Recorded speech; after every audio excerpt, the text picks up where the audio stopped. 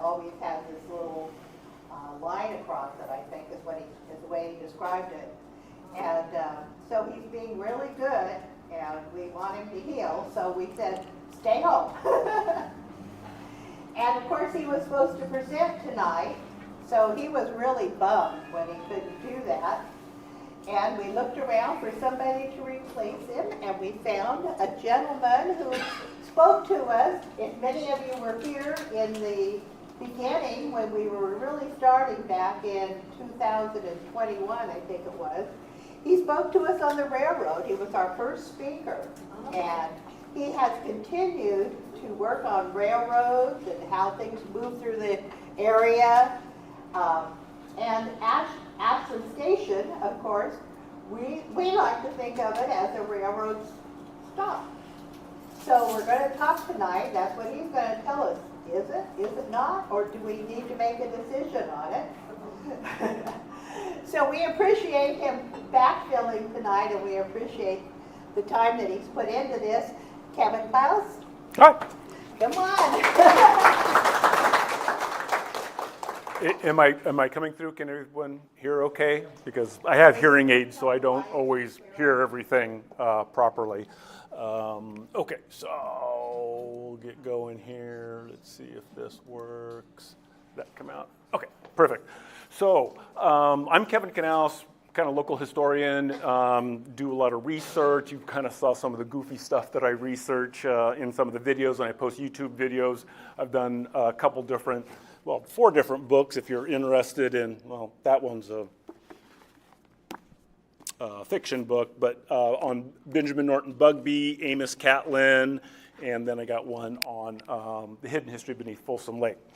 So, Ashland Station, you have probably all been, maybe, to, let me see if I can see how this is going to work. So do it that way. To seeing the Ashland Station at in Folsom. I think they call it the Maker's Square now. It used to be called Pioneer Square. And an old weathered building. And let's see if I can get this one. Is that going to work here? There we go. And it's old. And the folklore, I'll say, is that it was a station stop on the other side of the river in this little community called Ashland. First it was called Big Gulch, and then Russville, and then they settled on Ashland. And this little plaque gives some of the history of the Ashland Freight Depot, which it very well could have been. But some of these plaques, as we have started to do research, they aren't accurate. And like this one here on the Ashland Station mentions Big Gulch and being in Russville. And it says in 1862, the California Central Railroad and the Sacramento Placer Nevada Railroad completed tracks and heading across over from Folsom. That's not completely accurate. The California Central Railroad was one railroad. The Sacramento Placer Nevada was a different railroad. They were not owned jointly. But we do know that on this plaque, there are 2 things that are indisputable facts. They moved the station from essentially the corner of Greenback and Auburn Folsom across the Rainbow Bridge over to the city of Folsom. And this is a picture of that building in situ. Now,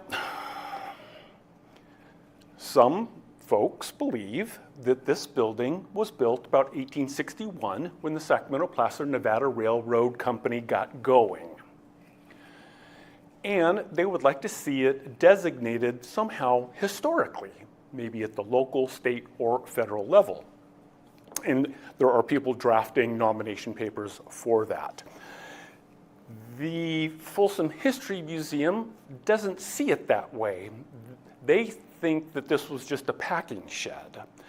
And maybe they're correct. It was used as a packing shed at one time, and let's see, it doesn't show up on any map.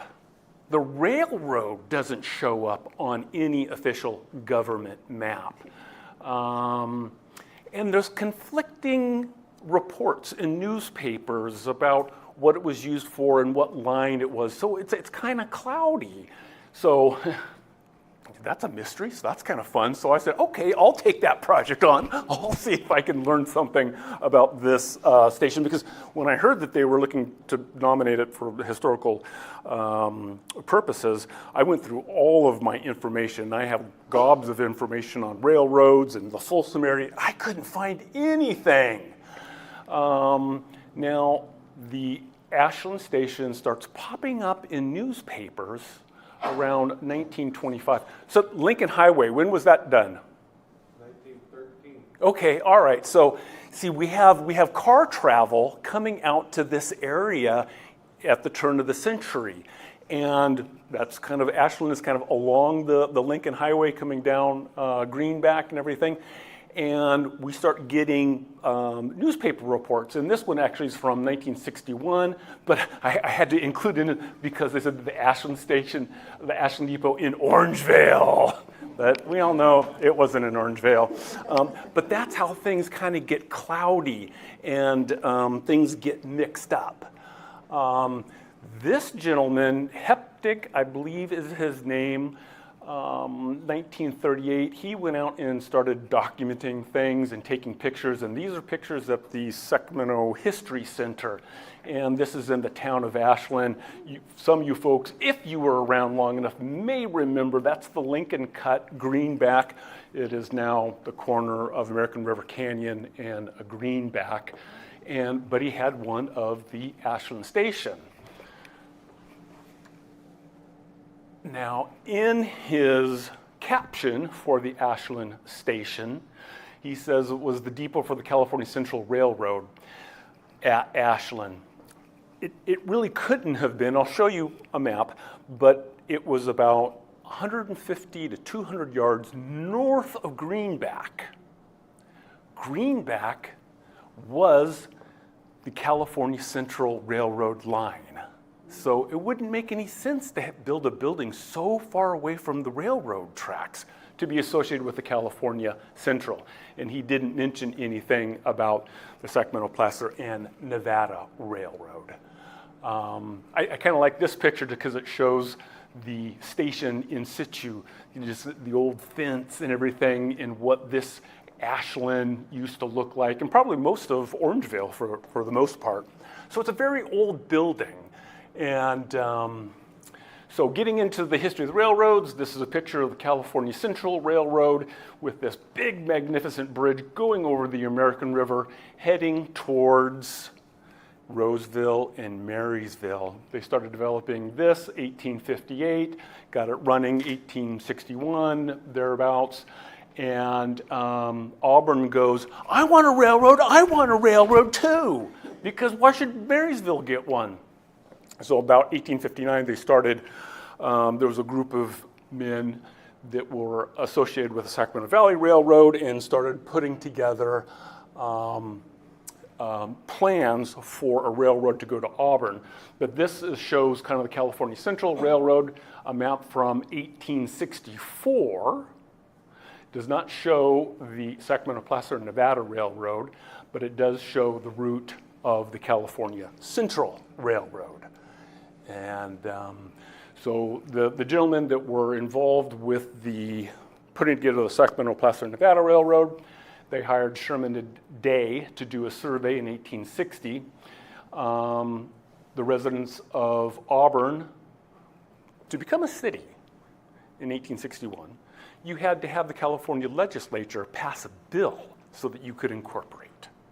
And that's what the residents of Auburn did. They got a bill passed, and then they floated $50,000 in bonds. They sold bonds to help finance this railroad from essentially Folsom all the way up to Auburn. In 1862, the lower division, which this map depicts, was finished, and the train started running from essentially Ashland. Was actually the depot. You could buy tickets over in Folsom and come across, and then it would go up. There's two lines on here, a green one and a red one. The green is Sherman Day's original route. The red is the as-built. Is that me or somebody else? Okay. Of course, the Central Pacific Railroad was building from Sacramento up through Auburn and had a lot more money. It was a more direct route. It started taking away some of the passenger and freight traffic, and the Sacramento-Placer, Nevada Railroad ceases to exist kind of in 1864 when it was foreclosed upon and the rails were removed. That's a whole other story. It was like a mini war out there. The sheriff came down and they took hostages and whatnot. This is a closer section of that map for the Sacramento-Placer, Nevada Railroad. And so we can see the Sacramento Valley Railroad. We're coming across the river. CCRR is the California Central. And then we have the Sacramento and Placer. Big Gulch is now Hinkle Creek. And there's no mention of a station there. So not even on the as-built for the railroad that was filed. I don't know who it was filed with. Now, in Sherman Day's report, so I have done a lot of this research, but I do not want to diminish some of the other research that I'll show in here from the folks at the Folsom Historical Preservation Organization. So we've all kind of worked on this and come up with different parts of the history, the puzzle for you folks to make a determination of whether that building, the Ashland Station, really was connected with the Sacramento-Placer, Nevada Railroad. So in 1860, Sherman Day does a whole economic report on the feasibility of this rail line to Auburn and beyond. And one of the things that I do note, he called for a depot at Folsom, cost of $5,000. We know that was never built. But way stations, he said, another $5,000. So that's how that was the kind of the money that you needed. The total amount was $65,000. But that was just an estimate from 1860. And this is an 1868 map. Now, the California Central Railroad ceased to exist in 1868. They ripped out the rails. And of course, the Sacramento-Placer, Nevada Railroad was defunct by 1864. We have Ashland, no mention on this map of that particular railroad or any station. Now, these lines, this railroad right here, that's where the Sacramento-Placer, Nevada Railroad rails went. They pulled them up and they started running a line up to Placerville with those rails. But Question. yes, yeah. The railroad tracks that are on Bidwell, On Bidwell, okay. There's still some on Bidwell. What railroad was that? That's the one that ran to Placerville. Yeah. And because they still use it, the feds, the Folsom El Dorado rail, they still do a little train on there. So this is where history gets difficult sometimes to parse everything through. You could not technically, legally own land in California if it was public land until the General Land Office maps were published with the township and ranges. And for this area, they were published and released in 1865.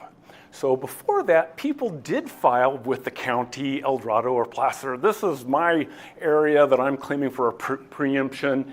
But you couldn't really buy it. You could put in a description, and I think most of the settlers, early pioneers, understood the township and ranges because they kind of knew where Mount Diablo was, and everyone had kind of a good idea.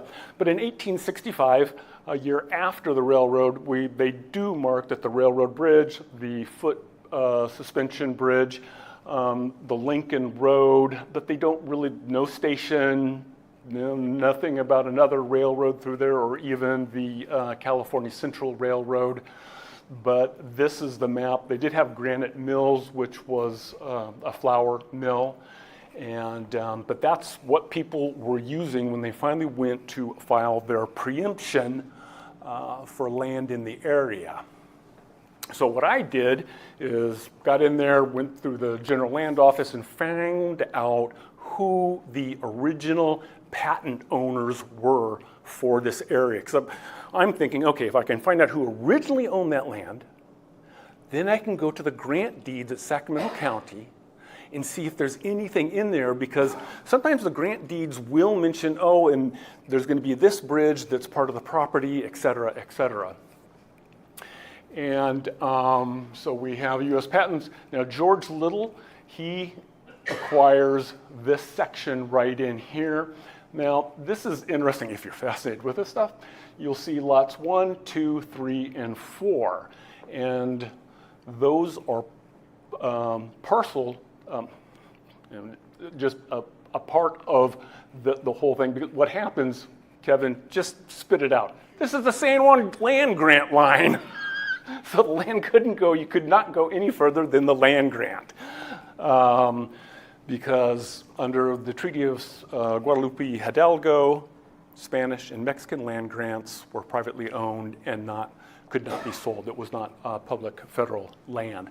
So I start looking at George Little, who acquired the property in 1868, recorded it with Sacramento County in 1869.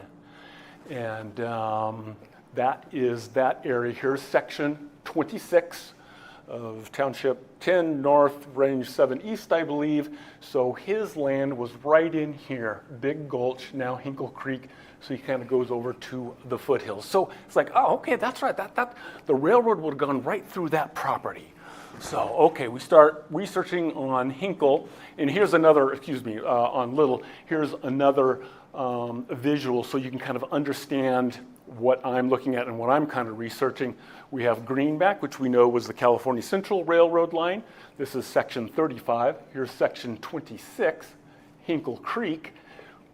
The line approximately went through here. And this is an aerial photo from 1964. And we're fairly certain that is the Ashland Station.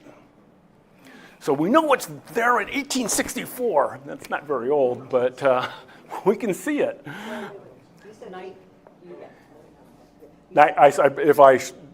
It was there in 1964. Okay, 19, because you said 18. Yeah, I know. I'm going back and forth with my centuries, huh?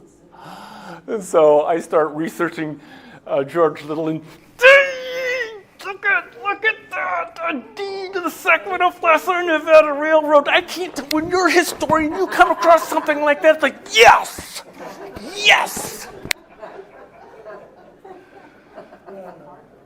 And you're thinking, oh, it's going to be in there. I'm going to nail this.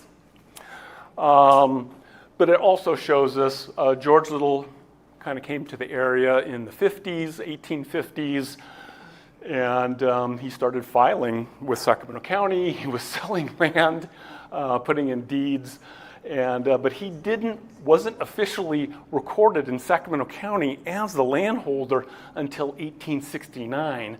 So that kind of shows you how things, were kind of fluid back there before, the land could be officially bought through a preemption. And then in 1884, that particular he granted to his son, William Little. So now, go down to the Sacramento County Recorder's Office, find it. I found it. George Little and Elizabeth Little, too, the Sacramento Placer Nevada Railroad Company. And you can't read that. And man, it takes a long time to read that handwriting. I will not bore you with reading through all of this, except State of California, pursuant of an act of the legislature, by which railroad companies are authorized to receive free grants of lands for railroad purposes. So the California state legislature says, if you own property, you got to give it to the railroad for them to cross it.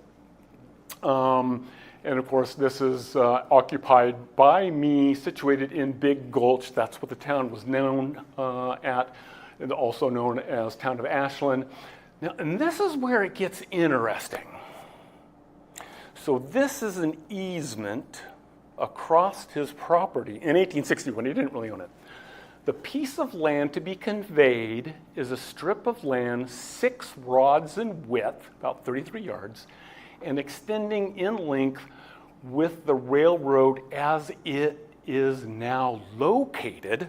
So it was already there, I guess, when this additional grant deed came up, through the above described farm in width 3 1/2 rods, about 19 1/4 yards, shall lie on the upper northeast side of the railroad, and 2 1/2 rods on the lower south. But what this is telling us is that so they had a strip of land going, an easement across his property, but then it gets bigger. They want the 33 yards instead of the 19, and then it gets smaller. Why would that be unless you're going to build something there? Because this was after the fact. It was already, the road was maybe graded. I don't know if the rails were in or not, but probably even more important, he in there, furnish us with sufficient fencing for lumber.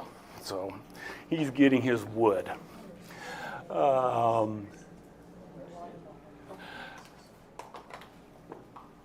George Little dies in 1908. Born in Scotland, both him and his wife were Scottish, come over here. And so he lived a long, long time over there in the Ashland area. He was there at the beginning, shortly after the gold rush. He saw the railroad go in and build any appurtenances to the railroad. And this is where I believe the oral history, folklore, if you want to call it that, comes into play, as people would ask, hey, what is that building over there? What are you using it for? That was an old, potentially, station for that old railroad that went through here. And so can we prove that this oral history kind of went on? Interestingly, one of his pallbearers was Isaac Hinkle. Isaac Hinkle came to Ashland in about 1885, or a little bit earlier. He became the general manager of the North Fork Ditch. And so he was in control of a lot of the water. And I think that's kind of one of the reasons why they named Hinkle Creek after him, is because he would release some of the water that would go down through the ditches, through Hinkle Creek, kept water in it during the summer months and whatnot. But if we look at Hinkle, he developed the Inwood Colony. Anyone familiar with Inwood Road that hits Folsom, Auburn? Well, Inwood Road was from the Inwood Colony that Isaac Hinkle, this is this kind of subdivision map that he put together in 1921. But what is the road? Railroad right-of-way, 1921. So he knows where the railroad went. And that could only have happened through oral history, through talking to people in the community. And that actually, it does show up in some of the deeds. I've looked on some of these deeds, and it mentions the property line going to the railroad right away in the middle of the street. So we have the Inwood Colony, not too far above Hinkle's property down here, and George Little dies, and Benjamin Claude buys some of that. And Charles Vance is also there. And Charles Vance, not sure if he was a civil engineer, but I know he was a surveyor. So he was in the area, and he knew George Little and all of the other people that had been there for a long time. And this is 1938. Charles Vance kind of buys that property from Claude. And this map comes from the estate of Benjamin Claude, but it shows Charles Vance owning the land all the way over that George Little originally owned. And then in 1939, Vance sells a piece of property to Royal Armstrong, who was a math teacher at San Juan High School. And him and his wife May built a home on that property. It actually was right on the edge of the Hinkle Creek. It was very steep, but that must have been really, there's actually an article about describing the home, and Royal was using bricks from an old store from Lawton and Latham, I think it was, and they lived in the station while they were building the home. So he actually lived there. So at one point it was a home, and he had to have known about the history, but nothing really shows up. This happens to be from a 1953 Sacramento County survey, and showing his property. We got Greenback down here. We have Auburn Folsom, and they're widening Auburn Folsom. They're building the dam. So we've got more traffic going up Auburn Folsom Road, all the trucks and everything. And the Sacramento County had to take some of the land, easement, and whatnot. But that was really nice that it shows Royal Armstrong and his 4.5 acres or something like that. This is an overlay to kind of give you a little bit better view. This is a 1954 USGS topo quad map, and I've overlaid the Sacramento Placer Nevada Railroad map on it. So you can see here's the 26. So there's Big Gulch, and Royal Armstrong and his wife owned that property right in there that had the Ashland Station on it. And then we're not the only ones. This comes up. So we're taking the property, or we have to expand the easement, and someone's doing a title search. And it's like, hold on. Way back a long time ago, almost 100 years ago, someone granted an easement to this company called the Sacramento Placer Nevada Railroad. Is that going to come back to bite us in the bottom? So they have to try and resolve that, and the way you resolve that is you put out a public notice, we're going to the court and we're going to vacate that easement. But it's interesting that because Vance owned the property originally, he's the one who was contesting it, and it's them, the Vance family, versus the Sacramento Placer Nevada Railroad Company, which ceased to exist 90 years earlier. So it was still there. People knew that the railroad had gone through there.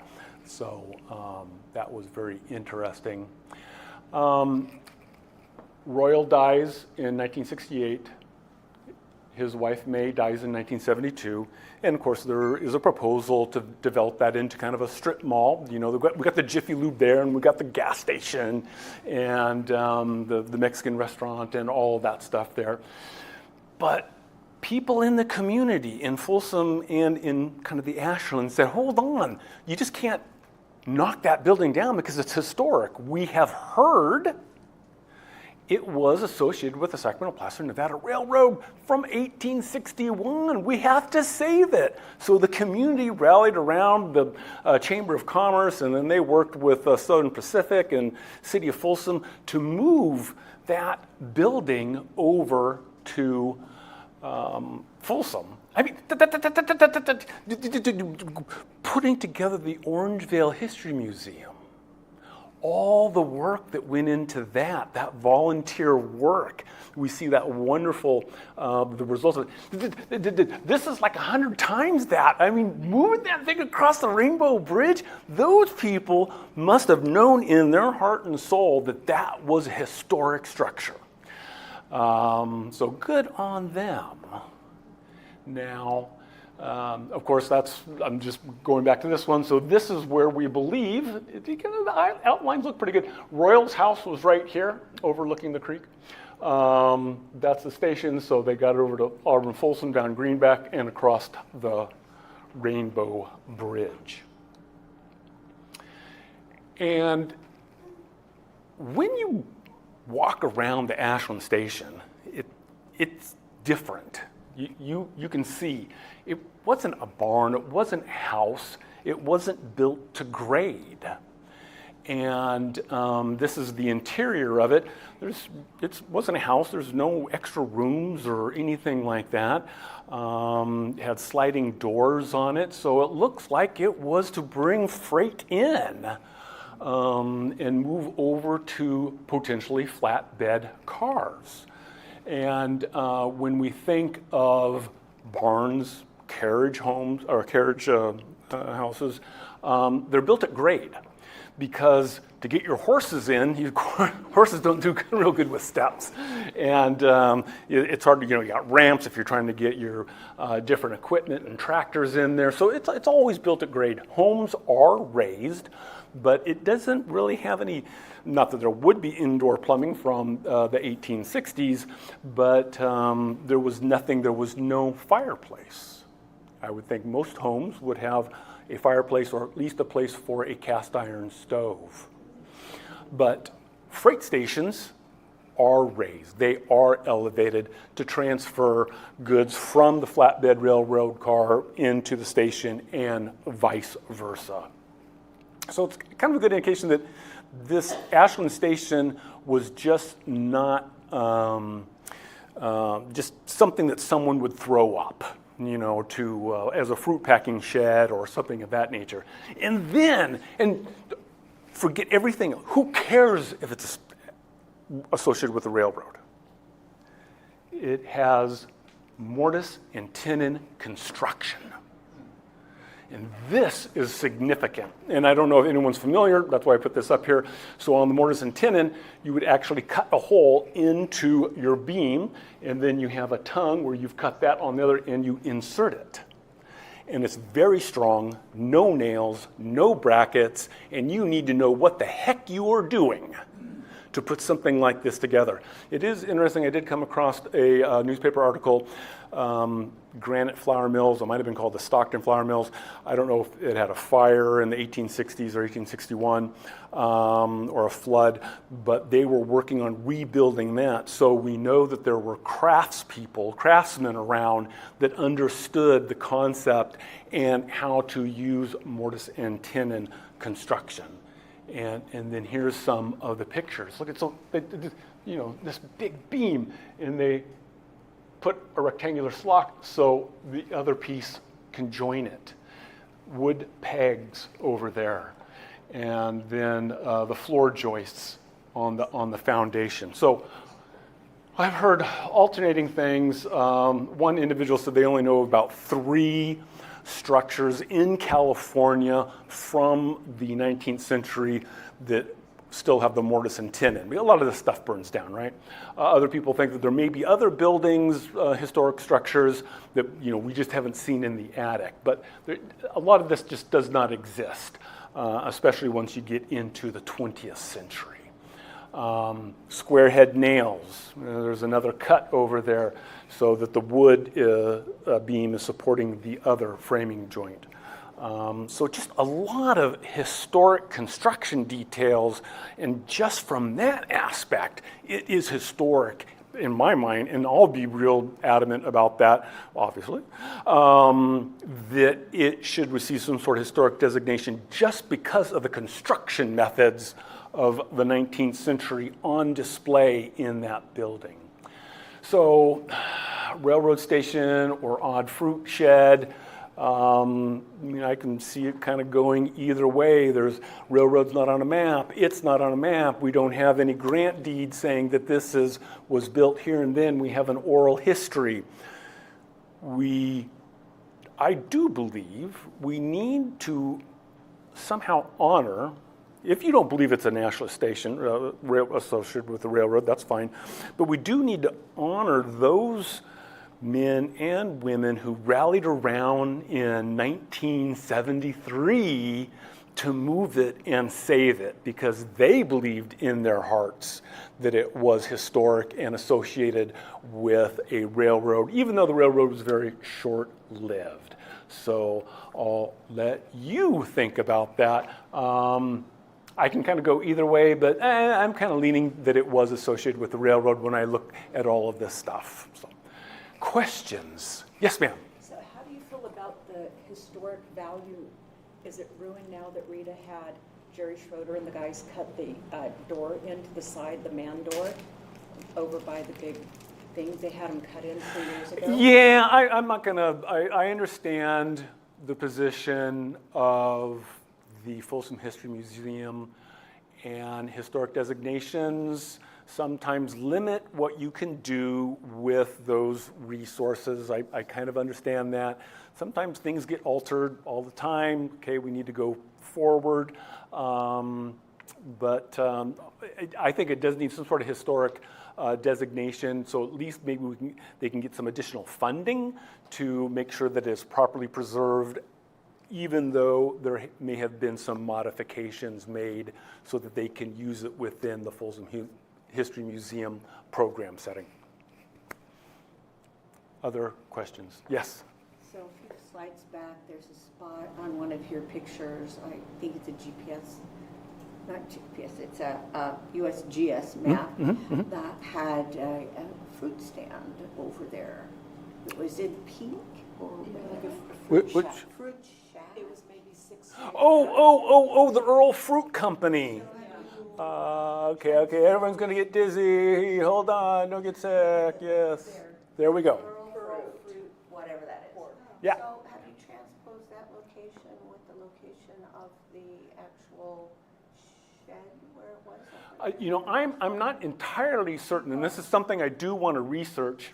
I don't know if you've been down the bike trail on the east side of Auburn, Folsom Road, the bike trail. And then there is that stone structure, it was olive. I think that was part of the Earl Fruit Company. And I think that might be where it was. Now, the Earl Fruit Company comes up a lot when you do historical research. They were throughout this area packing. There was a lot of vineyards that were working, olives later on.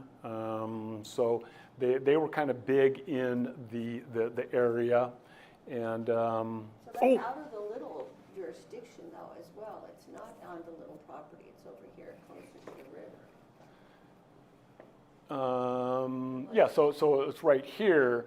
Yeah, but I don't know. But this is more of a property map, and so we have to be careful. Sometimes they aren't very good with roads and stuff like that. And that's one of the problems. That's one of the complaints about early assessor maps. But it is what it is. Oh, I know. One little other tidbit. It has to do with Royal Armstrong.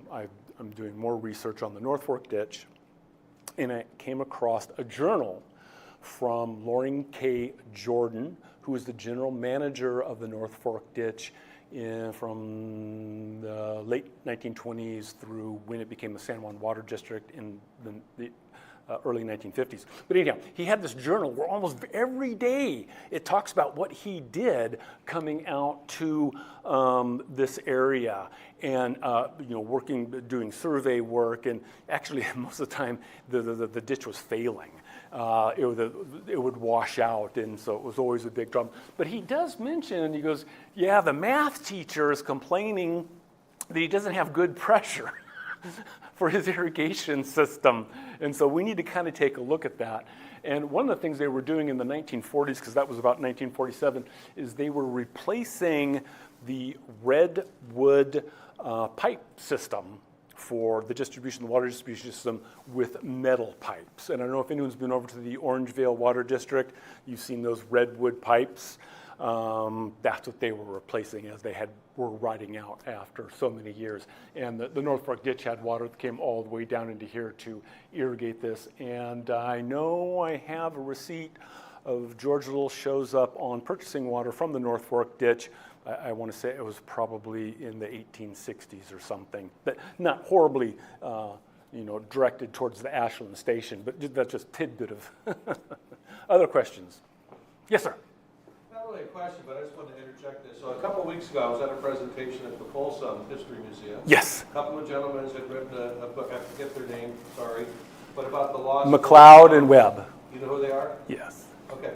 And they had touched on it and talked about the bridge over the American River Yes. and Ashland and the railroad going over to Roseville Orangevale, so I just wondered if you had collaborated or talked to them at all, because maybe there's some more information. I know Andrew, I do not know Mr. Webb.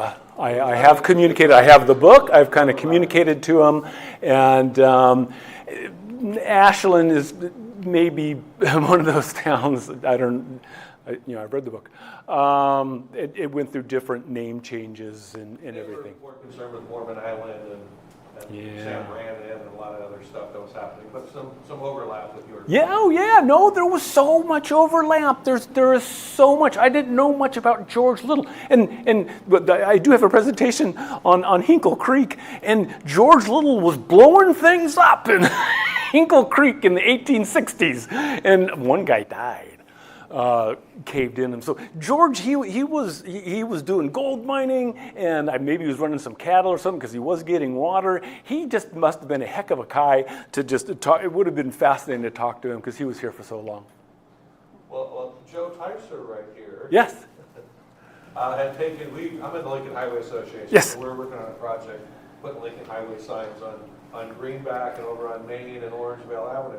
Well, he had taken me to a spot on Orangevale Avenue where you can kind of still see some of the remnants of the hill platform gone, but where the train. Yes, the cut for the California Central. Yes, absolutely. And then there was a little bridge that went right across over to, and I can't remember the name of the road, but that was the way you actually got to Folsom, was to go down, what is that road right next to, is it Cobble something or something? Anyhow, you would go down there, and there was a bridge that went over to what we now Orangevale Avenue, and then you went up that road up over American River Canyon and dropped down because you couldn't really get across Gold Creek, and you couldn't get across Big Gulch because it really was a very steep gulch. This is free. You can go to the gas station or even the little strip mall and go and look and see how deep that thing is. It is down there a ways. It really is a big gulch. I kind of wish they would have left the name. But, any other questions?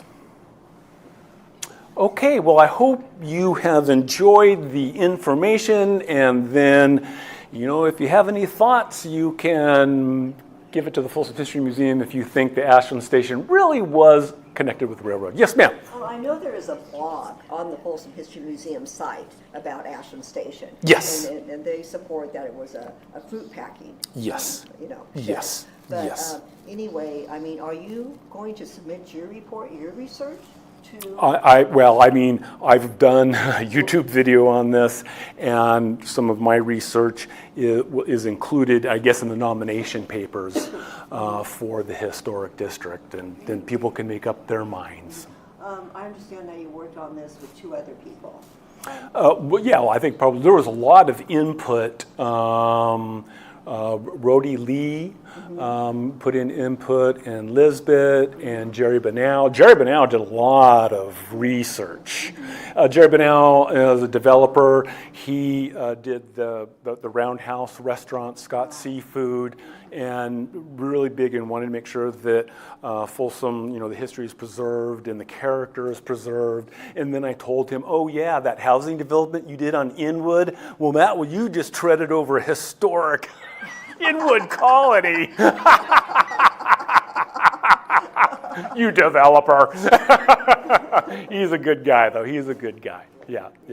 So I guess it'll all be over there, and then it just goes before committee members and to see what they say. There are issues with historic nominations because it has been moved, but it doesn't mean it can't get some sort of other designation. But we'll see. It would be nice. Thank you. I want to personally thank you. Oh, you're welcome. Yeah, You're welcome. I'm Andrea Barrows.